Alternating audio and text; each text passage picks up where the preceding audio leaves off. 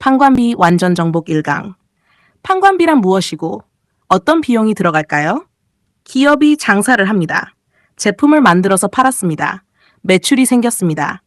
그런데 매출이 전부 이익은 아닙니다. 제품을 만드는데 돈이 들어갔기 때문입니다. 이 비용을 빼고 남은 것이 매출 총이익입니다. 그런데 여기서 끝이 아닙니다. 제품을 만들었다고 저절로 팔리는 것은 아니기 때문입니다. 광고도 해야 합니다. 영업사원도 필요합니다. 회사 직원에게 월급도 줘야 합니다. 사무실 임대료도 내야 합니다. 신제품을 개발하려면 연구개발비도 필요합니다. 이렇게 제품을 판매하고 회사를 운영하고 관리하는 데 들어가는 비용. 이것이 바로 판매비와 관리비입니다. 줄여서 판관비라고 부릅니다. 조금 더 쉽게 생각해 보겠습니다. 아이스크림 가게가 하나 있다고 해보겠습니다. 아이스크림을 팔아서 1,000만 원의 매출을 올렸습니다. 아이스크림을 만드는 재료비와 제품 원가로 400만 원이 들어갔습니다. 그러면 600만 원이 남습니다. 이 600만 원이 매출 총이익입니다. 하지만 가게 주인이 600만 원을 모두 가져갈 수 있을까요? 아닙니다. 직원 월급을 줘야 합니다. 가게 임대료도 내야 합니다. 광고비도 들어갑니다. 카드 수수료도 나갑니다.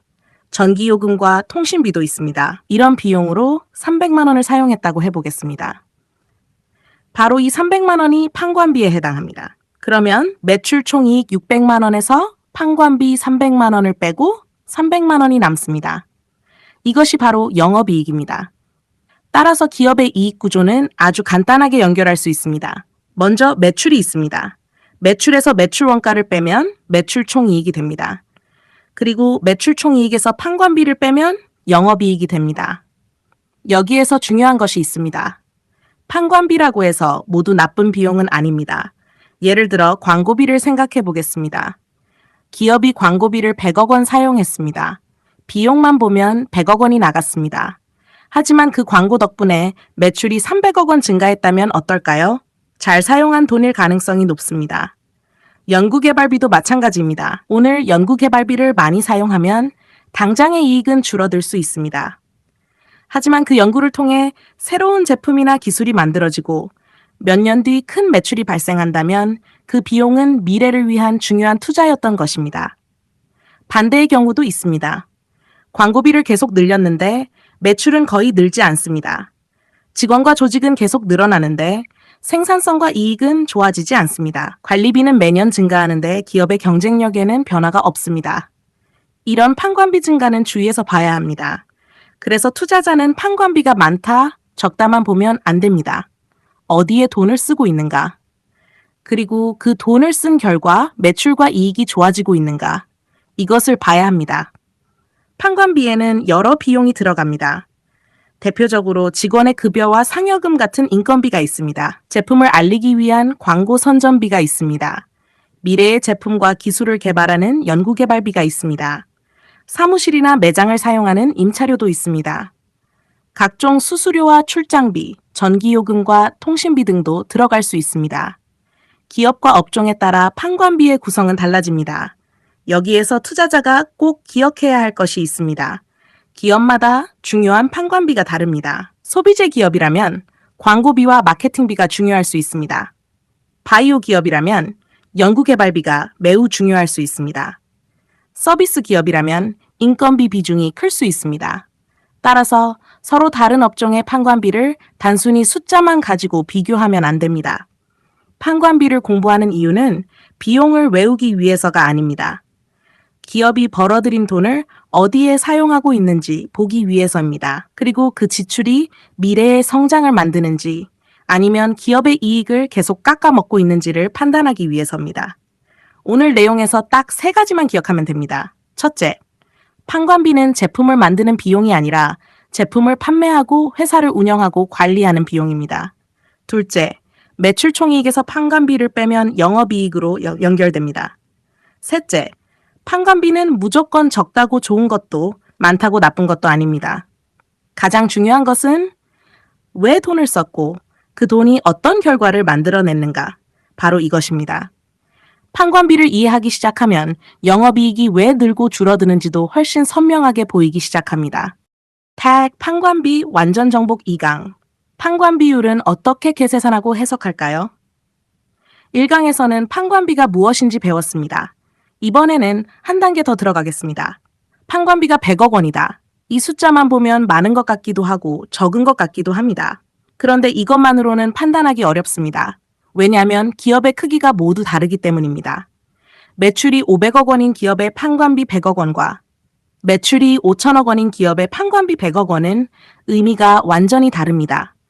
그래서 투자자는 판관비 자체의 금액보다 매출에서 판관비가 차지하는 비중을 함께 확인해야 합니다.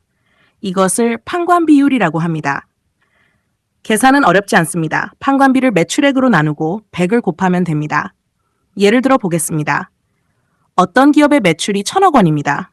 판관비가 200억 원입니다. 1000억 원의 매출을 올리기 위해 200억 원의 판관비를 사용한 것입니다. 그러면 판관 비율은 20%입니다.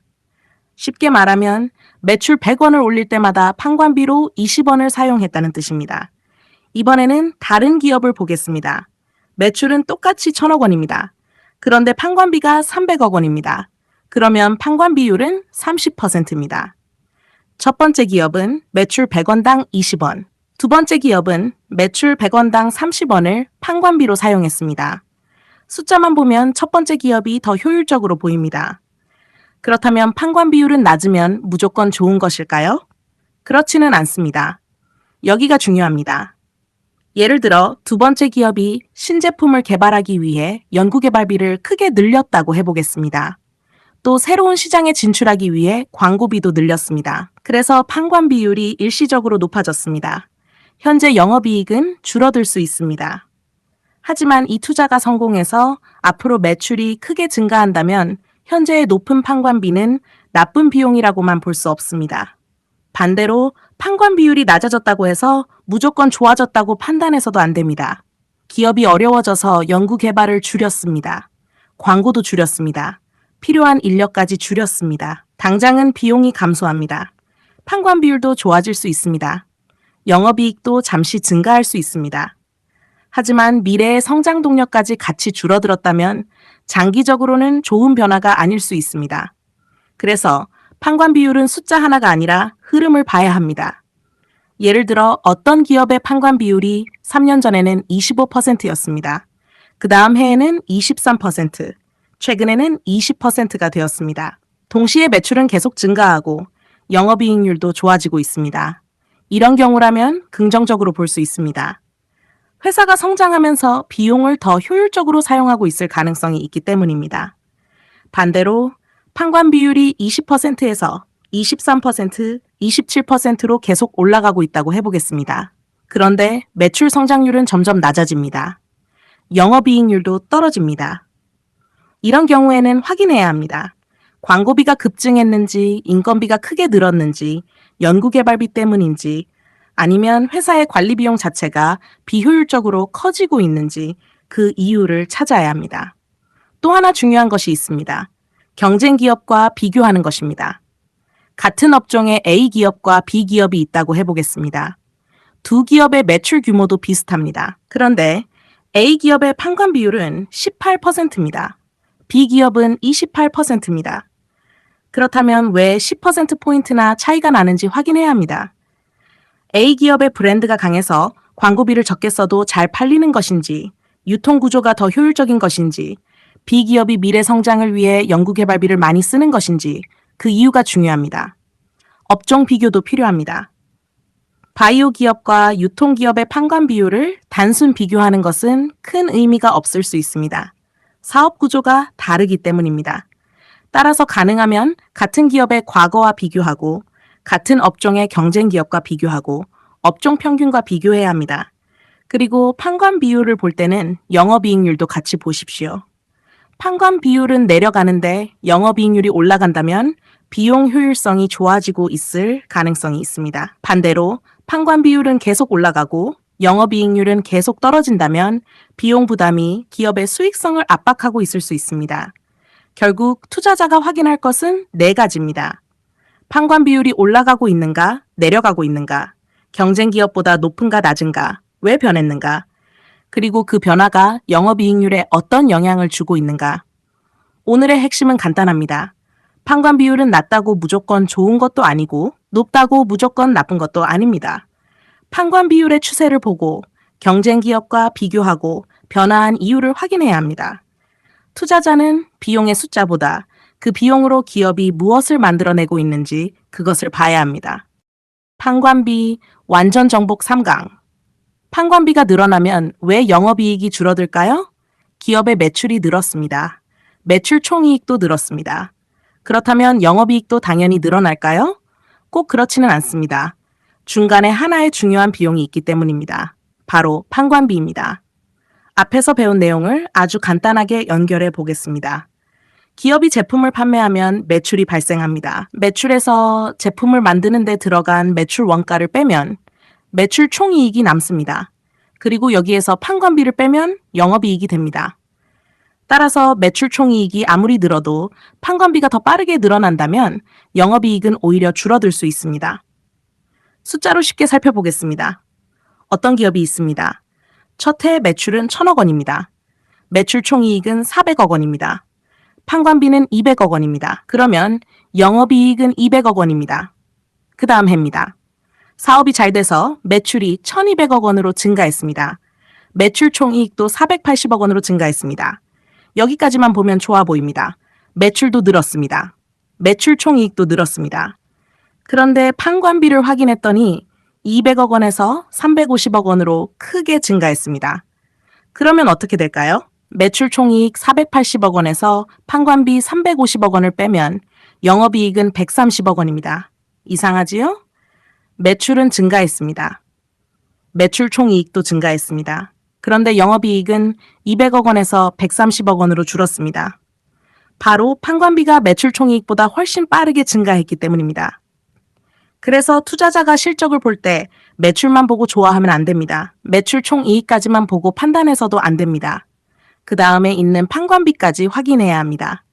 그렇다면 판관비는 왜 갑자기 늘어날까요? 여러 가지 이유가 있습니다. 첫 번째는 인건비 증가입니다. 기업이 직원을 대규모로 채용했습니다. 사업 확장을 위해 조직도 크게 늘렸습니다. 그러면 급여와 복리후생비 등이 증가할 수 있습니다. 두 번째는 광고와 마케팅 비용 증가입니다. 신제품을 출시했습니다. 시장 점유율을 높이기 위해 대규모 광고를 시작했습니다. 그러면 매출이 증가하기 전에 판관비부터 먼저 증가할 수 있습니다. 세 번째는 연구개발비 증가입니다. 특히 바이오나 기술 기업에서는 중요하게 봐야 합니다. 새로운 기술과 제품을 개발하기 위해 연구개발비를 크게 늘리면 현재의 판관비 부담은 커질 수 있습니다. 네 번째는 사업 확장 비용입니다. 새로운 매장을 열고 해외 법인을 만들고 영업 조직을 확대하면 초기에는 비용이 먼저 발생합니다. 매출은 나중에 따라올 수도 있습니다. 여기에서 중요한 질문이 생깁니다. 판관비가 증가해서 영업이익이 줄었다면 나쁜 기업일까요? 꼭 그렇지는 않습니다. 판관비가 늘어난 이유를 봐야 합니다. 미래의 매출을 만들기 위한 연구발비가 증가했는지, 새로운 시장에 진출하기 위한 광고비가 증가했는지, 아니면 특별한 이유 없이 관리비와 인건비만 계속 증가하고 있는지 완전히 다르게 해석해야 합니다. 예를 들어 보겠습니다. A기업은 연구개발비를 크게 늘렸습니다. 그 결과 영업이익이 일시적으로 줄었습니다. 하지만 1년 뒤 새로운 제품이 출시됐습니다. 매출이 크게 증가했습니다. 판관비 증가율보다 매출 증가율이 훨씬 높아졌습니다. 영업이익도 다시 빠르게 증가하기 시작했습니다. 이 경우 과거의 판관비 증가는 미래 성장을 위한 투자였다고 볼 수 있습니다. 반대로 B기업은 본사 조직이 계속 커집니다. 직원 수도 늘어납니다. 관리비도 계속 증가합니다. 그런데 매출은 거의 늘지 않습니다. 영업이익은 계속 감소합니다. 몇 년이 지나도 판관비 증가가 새로운 매출로 연결되지 않습니다. 이런 경우라면 주의해야 합니다. 기업이 비용을 효율적으로 관리하지 못하고 있을 가능성이 있기 때문입니다. 그래서 투자자는 한 해의 판관비만 보면 안 됩니다. 가능하면 몇 년의 흐름을 함께 보는 것이 좋습니다. 매출은 얼마나 증가했는지, 매출 총이익은 얼마나 증가했는지, 판관비는 얼마나 증가했는지, 그리고 마지막으로 영업이익이 어떻게 변했는지를 연결해서 봐야 합니다. 특히 기억하면 좋은 비교가 있습니다. 매출 증가율과 판관비 증가율의 비교입니다. 매출은 10% 증가했는데 판관비가 30% 증가했다면 왜 그런지 확인해야 합니다. 반대로 매출이 20% 증가했는데 판관비는 5% 정도만 증가했다면 기업의 비용 효율성이 좋아지고 있을 가능성이 있습니다. 이런 현상이 몇 년 동안 이어지면 매출이 증가할수록 영업이익이 더 빠르게 증가하는 모습이 나타날 수도 있습니다. 기업이 커지면서 비용을 효율적으로 사용하는 힘이 나타나는 것입니다. 오늘 내용은 한 문장으로 정리할 수 있습니다. 매출 총이익이 늘었다고 영업이익이 반드시 늘어나는 것은 아닙니다. 그 사이에 있는 판관비를 반드시 확인해야 합니다. 투자자는 이렇게 순서대로 봅니다. 매출이 증가했는가? 매출 총이익이 증가했는가? 판관비는 얼마나 증가했는가? 그리고 영업이익은 결국 얼마나 남았는가? 판관비가 증가했다면 그 자체만 보고 겁낼 필요는 없습니다. 가장 중요한 질문은 이것입니다. 왜 증가했는가? 그리고 한 가지를 더 봅니다. 그 비용이 앞으로 더 큰 매출과 이익으로 돌아올 수 있는가? 이 두 가지를 확인하면 판관비 증가가 미래를 위한 투자인지 아니면 기업의 이익을 갉아먹는 비효율적인 비용인지 조금씩 구별할 수 있게 됩니다. 판관비 완전 정복 4강. 판관비가 늘어도 좋은 기업일 수 있을까요? 판관비가 늘었습니다. 보통 투자자는 먼저 걱정합니다. 비용이 늘었으니까 이익이 줄어드는 것 아닌가? 맞습니다. 판관비가 증가하면 당장의 영업이익에는 부담이 됩니다. 하지만 판관비가 늘었다고 해서 무조건 나쁜 것은 아닙니다. 오히려 어떤 기업에서는 판관비 증가가 미래의 성장의 시작일 수도 있습니다. 쉽게 생각해 보겠습니다. 동네에 작은 빵집이 있습니다. 장사가 잘 돼서 손님이 계속 늘어납니다. 사장님은 고민합니다. 지금 상태로 계속 운영할 것인가? 아니면 직원을 더 뽑고 광고도 하고 새로운 매장도 준비할 것인가? 사장님이 직원을 더 뽑았습니다. 광고비도 늘렸습니다. 새로운 메뉴를 개발하는데도 돈을 사용했습니다. 그러면 당장은 비용이 증가합니다. 남는 이익도 줄어들 수 있습니다. 하지만 몇 달 뒤 새로운 손님이 크게 늘고 매출이 증가하고 새로운 매장까지 성공한다면 어떨까요? 과거에 증가했던 비용은 단순히 사라진 돈이 아닙니다. 더 큰 매출을 만들기 위해 미리 사용한 돈이었던 것입니다. 기업도 똑같습니다. 판관비 안에는 여러 종류의 비용이 있습니다. 그 중에는 현재 회사를 유지하기 위한 비용도 있고 미래를 준비하기 위한 비용도 있습니다. 대표적인 것이 연구개발비입니다. 바이오 기업을 생각해 보겠습니다. 신약을 개발하려면 많은 연구비가 필요합니다. 연구원도 채용해야 합니다. 임상시험도 해야 합니다. 오늘 돈을 많이 쓴다고 해서 내일 바로 매출이 생기는 것도 아닙니다. 몇 년 동안 비용만 발생할 수도 있습니다. 그래서 현재의 영업이익만 보면 좋지 않아 보일 수 있습니다. 하지만 연구가 성공하고 좋은 신약이나 기술이 만들어진다면 과거의 연구개발비는 기업의 미래를 만든 투자가 됩니다. 반도체나 정보기술 기업도 비슷합니다. 새로운 기술을 개발하기 위해 연구 인력을 늘립니다. 소프트웨어를 개발합니다. 새로운 시장에 진출합니다.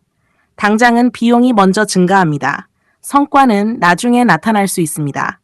광고비도 마찬가지입니다.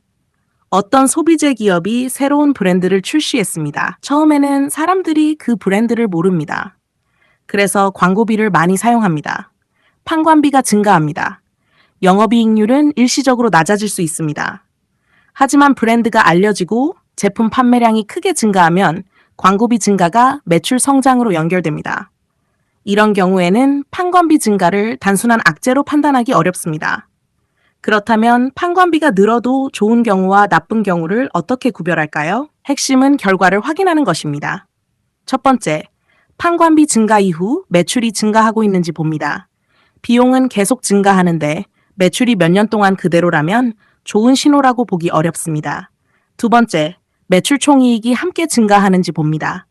판관비를 많이 사용했는데 기업이 벌어들이는 매출 총이익 자체가 커지고 있다면 그 비용이 성장에 기여하고 있을 가능성이 있습니다. 세 번째, 판관 비율의 흐름을 봅니다.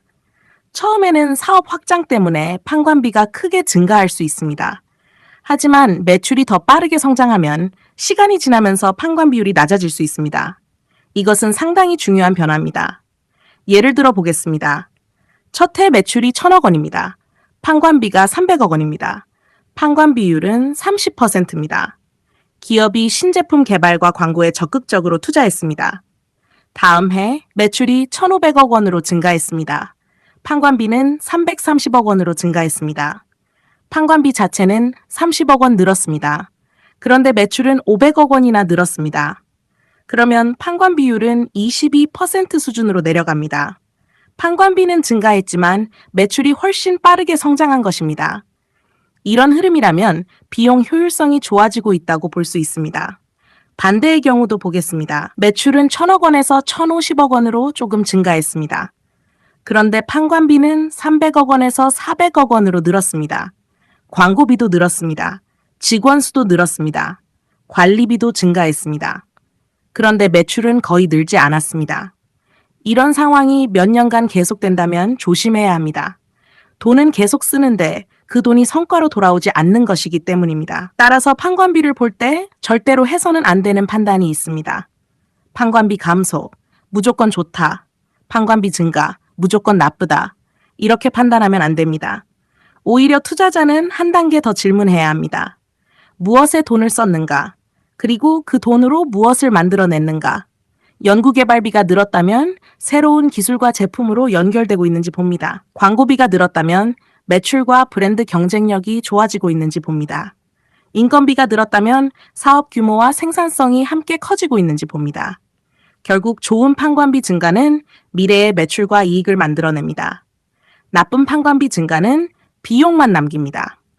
오늘 가장 중요한 문장은 이것입니다. 좋은 기업은 돈을 적게 쓰는 기업이 아니라 쓴 돈보다 더 큰 가치를 만들어내는 기업입니다. 판관비가 증가했다면 겁부터 낼 필요는 없습니다. 판관비가 감소했다고 좋아할 필요도 없습니다. 투자자가 봐야 하는 것은 비용의 방향이 아니라 비용의 질입니다. 그리고 그 비용이 몇 년 뒤 더 큰 매출, 더 큰 이익, 더 강한 경쟁력으로 돌아오는지를 확인해야 합니다. 이것을 이해하면 판관비는 단순한 비용이 아니라 기업이 미래에 어디로 가고 있는지를 보여주는 중요한 단서가 됩니다. 판관비 완전 정복 5강, 판관비 완전 정복. 결국 투자자는 무엇을 봐야 할까요? 이제 판관비 마지막 강입니다. 앞에서 우리는 판관비가 무엇인지부터 시작해서 판관비율, 판관비와 영업이익의 관계, 그리고 판관비가 늘어도 좋은 기업이 될 수 있는 이유까지 배웠습니다. 이번에는 이것을 실제 투자자의 시선으로 한 번에 정리해 보겠습니다. 판관비를 볼 때 가장 먼저 기억할 것이 있습니다. 판관비는 단순한 비용이 아닙니다. 기업이 제품을 판매하고 회사를 운영하고 미래를 준비하기 위해 사용하는 돈입니다. 그래서 판관비가 증가했다고 해서 무조건 나쁜 것이 아닙니다. 반대로 판관비가 줄었다고 해서 무조건 좋은 것도 아닙니다. 중요한 것은 그 돈을 왜 사용했는가, 그리고 그 돈이 어떤 결과를 만들고 있는가입니다. 먼저 기업의 이익 구조를 다시 한번 연결해 보겠습니다. 매출이 있습니다. 매출에서 매출 원가를 빼면 매출 총이익이 나옵니다. 그리고 매출 총이익에서 판관비를 빼면 영업이익이 나옵니다. 따라서 판관비는 매출 총이익과 영업이익 사이를 연결하는 아주 중요한 비용입니다. 예를 들어 보겠습니다. A기업과 B기업이 있습니다. 두 기업 모두 매출이 1,000억 원입니다. 매출 총이익도 400억 원으로 갔습니다. 그런데 A기업의 판관비는 200억 원입니다. 그러면 영업이익은 200억 원입니다. B기업의 판관비는 350억 원입니다. 그러면 영업이익은 50억 원밖에 남지 않습니다. 매출도 같습니다. 매출 총이익도 같습니다. 그런데 최종적인 영업 경쟁력에는 큰 차이가 생겼습니다. 바로 판관비 때문입니다. 그렇다면 투자자는 무엇부터 확인해야 할까요? 첫 번째는 판관비가 얼마나 빠르게 증가하는가입니다. 판관비 금액만 보지 말고 매출 증가율과 비교해야 합니다. 매출이 20% 증가했는데 판관비는 5% 증가했다면 비용 효율성이 좋아지고 있을 가능성이 있습니다. 반대로 매출은 5% 증가했는데 판관비가 30% 증가했다면 왜 그런지 반드시 확인해야 합니다. 두 번째는 판관비율의 방향입니다. 판관비율이 몇 %인가도 중요하지만 더 중요한 것은 몇 년 동안 어떻게 움직이고 있는가입니다. 30%, 27%, 24%, 20%. 이렇게 내려가면서 매출과 영업이익이 동시에 증가하고 있다면 기업의 비용 효율성이 좋아지고 있을 가능성이 있습니다. 하지만 판관 비율이 낮아진 이유가 연구개발을 줄이고 광고를 줄이고 필요한 직원까지 줄였기 때문이라면 조금 다르게 봐야 합니다. 당장의 영업이익은 좋아져도 미래 성장성이 약해질 수 있기 때문입니다. 세 번째는 판관비의 내용입니다.